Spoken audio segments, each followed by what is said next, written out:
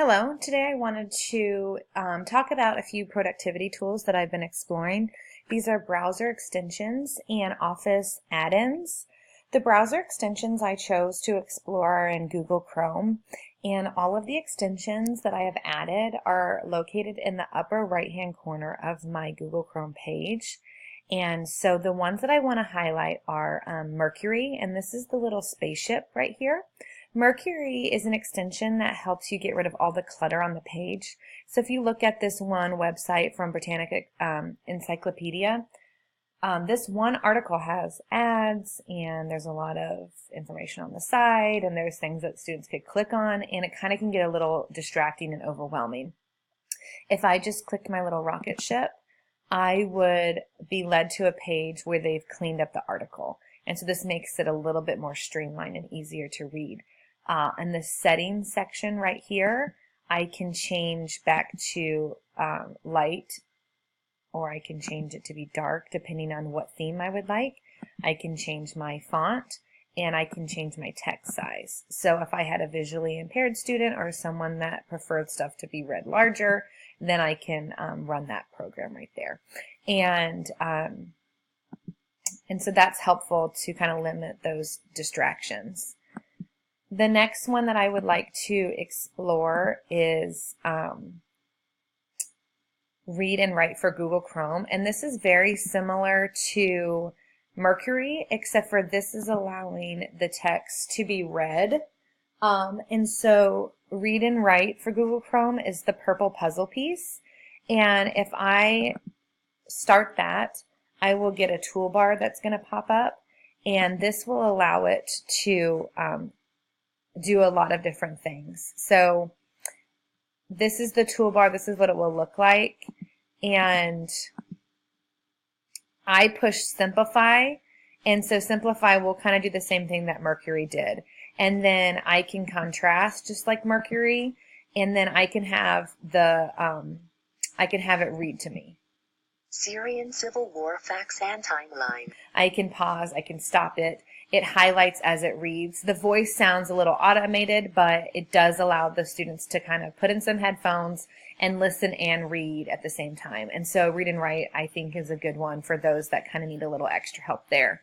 Another app that is really helpful, or an extension that's helpful, is the dictionary. And that's exactly what it sounds like. It's Google Dictionary. The kids can type in a word right there and define it right on the page, or they can double click a word and they can see the word, they can hear it. Authority. And they can get the definition right on the page without having to leave. And so that's really helpful. The last extension I want to talk about is this Crafty Zoom.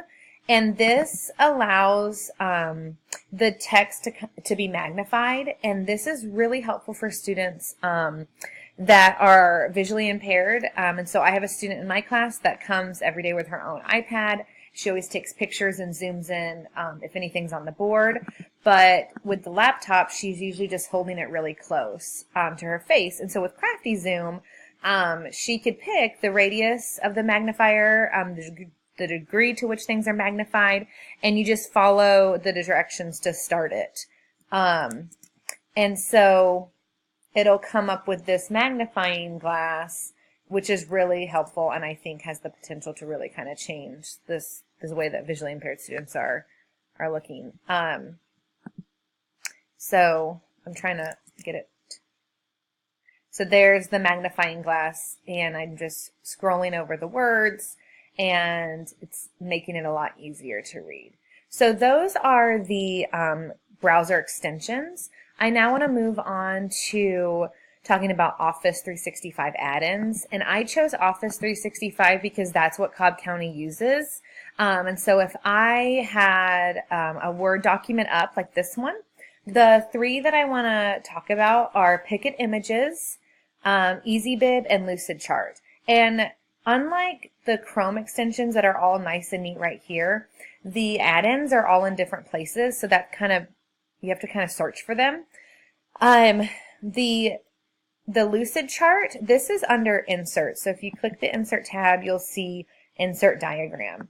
And I've already started one but it will say either you have one to choose from, or you can create a new diagram. And so if I wanted to start this one that I've already finished, then I can insert it just as simply as that.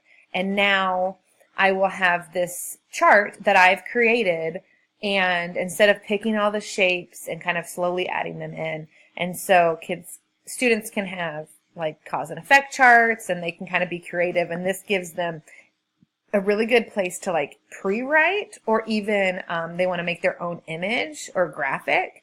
And I think that this diagram feature is really cool. The next one I want to talk about is Picket Images. And we talked in this module about Creative Commons. And so the images is just, these Picket images are able to be used. And so you can just guide your students that way. And this add-on is under the home page. It's the pink little circle right here. And I can just search for images here and know that I can safely use them. And so if I want to type in Syria and see what's going on, then I can insert a picture. I've got these maps I can use, this helicopter. Okay, I know I'm talking about freedom in my paper. And so now I've just simply by clicking it, I've inserted the picture. And I can change the size just like anything else. And so that image is really nice, or that add-on's really nice, especially like with PowerPoint. I think this is kind of a game changer because now you don't have to worry about copyright and kids stealing stuff, and even you, like as a teacher, stealing stuff, even if it was on accident. The last one is EasyBib. And EasyBib is located under References. And you would click the book, add citations, and this will generate a works cited page for you, which as an ELA teacher, this is huge because the kids hate doing this and they usually do it pretty wrong. So they can search via website or book or journal. And so I typed in this Al Jazeera article, and all I did was type in Syria's Civil War Explained, and it brought me up 2 choices. And so it does require the students to look and see what source is actually the one that they've used, and you just click it and then insert into the bibliography, and it will do all the hard work for you.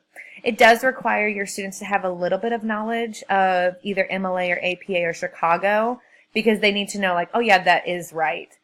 Or you know what, no, this is wrong and I don't need to include the website, or whatever the thing is. But it makes it so much easier, and I just think it's an awesome add-on to use. And so those are the tools that I explored. I look forward to using these in my own classroom and kind of furthering my knowledge about other extensions and add-ons. If you have time to explore these on your own, that would be great. Thank you for listening.